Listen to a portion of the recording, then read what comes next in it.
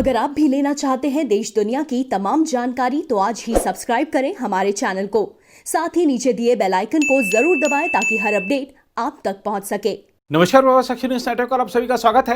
राष्ट्रीय राजधानी दिल्ली की सीमाओं पर चल रहे पंजाब के किसानों का आंदोलन अब 31वें दिन में प्रवेश कर गया है। भीषण ठंड के बावजूद और सरकार द्वारा बार बार दिए जा रहे आश्वासनों के बावजूद स्वयं प्रधानमंत्री नरेंद्र मोदी द्वारा यह कहे जाने पर कि किसान भाइयों को नए कानूनों से कोई नुकसान नहीं होगा के बावजूद कृषि मंत्री नरेंद्र सिंह तोमर द्वारा बार बार वार्ता के लिए दिए जा रहे आमंत्रणों के बावजूद आंदोलनकारी किसान नेता मैदान में डटे हुए हैं।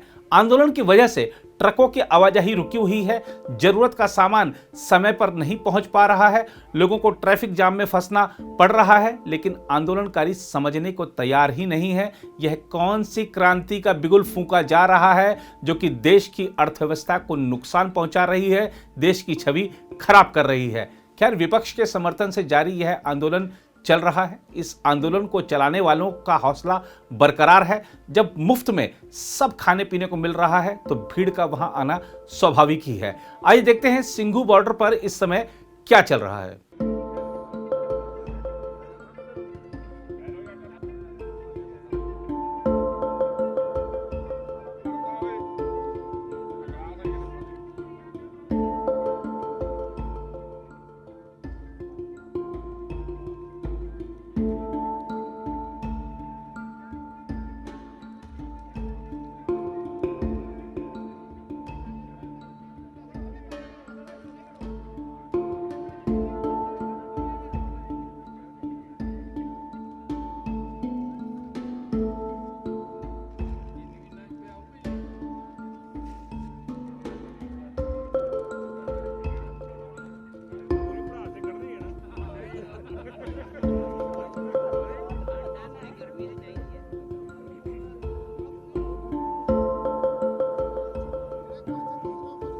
पूरा एक महीना किसान लोगों को, हम लोगों को रोड पे निकल गया।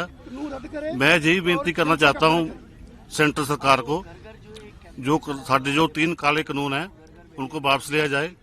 पूरी सर्दी में हमारे भाई बहन बच्चे रोडों पर बैठे हैं, उनका भी दर्द समझना चाहिए गो सरकार को। और जो सरकार बोल रही है कि काले कानून नहीं रद्द करेंगे, उसमें शोध करेंगे, हमको शोध नहीं चाहिए। हम सारे किसान यूनियन की ओर से कानून रद्द ही करा के छोड़ेंगे और रद्द करे बगैर हम यहाँ से जाएंगे नहीं।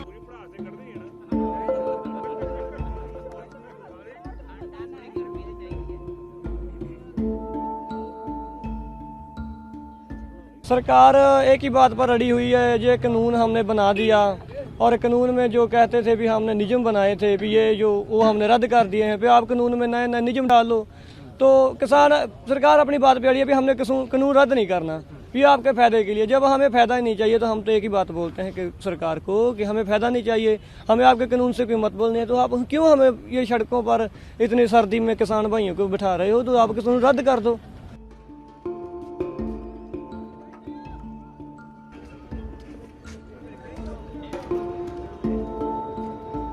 किसानों के आंदोलन में लोग अपने तरीके से मदद भी कर रहे हैं। आइए आपको मिलवाते हैं 2 भाइयों से जो साफ सफाई में लगे हुए हैं।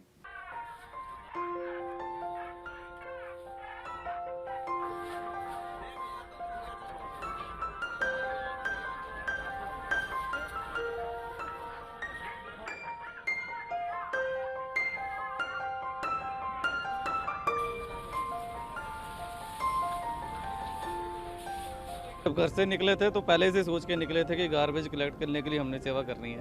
तो वो घर से सोच के आए थे कि जो भी हमसे सेवा हो सके अपने हाथों से वो करके जाएंगे। ये जो सारे भाई लोग हैं हमारे लिए खड़े हैं, हम इनके लिए कुछ कर सकें, बस इतना ही बहुत है।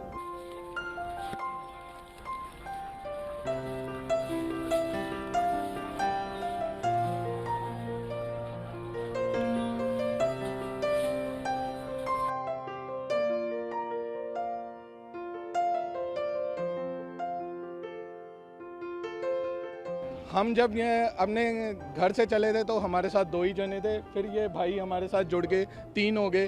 अब कुछ और वॉलंटियर्स हमारे साथ जुड़ते ही जा रहे हैं और ये काफिला आगे बढ़ता जा रहा है और ही मजबूती के साथ आगे बढ़ रहा है। तो हमारे को भी इनसे सहयोग मिल रहा है, हमारे को भी अच्छा लग रहा है, क्योंकि फिर मैं एक बार ही वही कहना चाहूँगा कि शहीदी हफ्ता है, जज्बा हर किसी में वही है कि उस समय भी हमने सरकारों को झुकाया था और आज के दिन भी हम सरकारों को झुकाएंगे।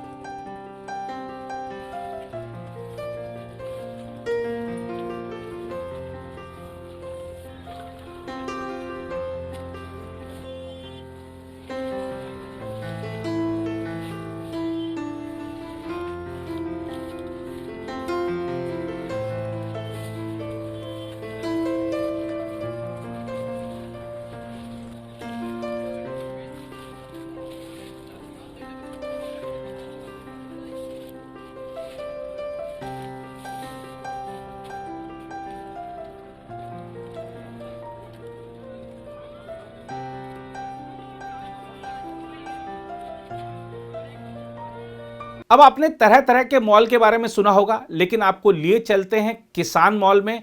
आंदोलन के दौरान वहां जुटे लोगों की जरूरत का सभी सामान किसान मॉल में मिल रहा है और वह भी मुफ्त।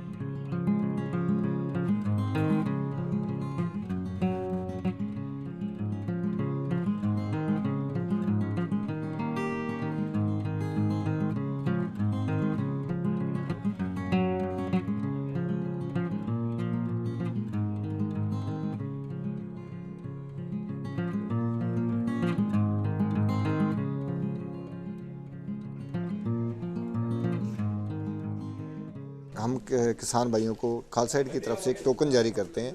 वो टोकन लेके किसान भाई हमारे पास पहुंचते हैं और हमारे पास हमने एक लिस्ट बनाई हुई है जो सामान यहाँ पर अवेलेबल है, जो रोज़मर्रा की ज़रूरत है। टूथपेस्ट हो, ब्रश हो, चाहे थर्मल्स हो, चाहे लोई हो, चाहे कंबल हो, हर तरह की यहाँ पर चीज़ अवेलेबल है किसान भाइयों के लिए। उनकी ज़रूरत के मुताबिक वो अपनी लिस्ट आउट कर देते हैं और लिस्ट को हमारे जो वॉलंटियर्स हैं खालसा एड के, वो लिस्ट के अकॉर्डिंग यहाँ से सामान पिक करते हैं और एक बैग में पैक करके वो किसान भाइयों को दे देते हैं।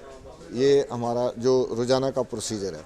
लगभग 500 से ज़्यादा हम टोकन बांटते हैं एवरी डे, और उसमें से जैसे कल फर्स्ट डे था तो 200 के करीब किसान भाई हमारे पास पहुँचे कल, और आज हमें लग रहा है कि ये संख्या बढ़ेगी।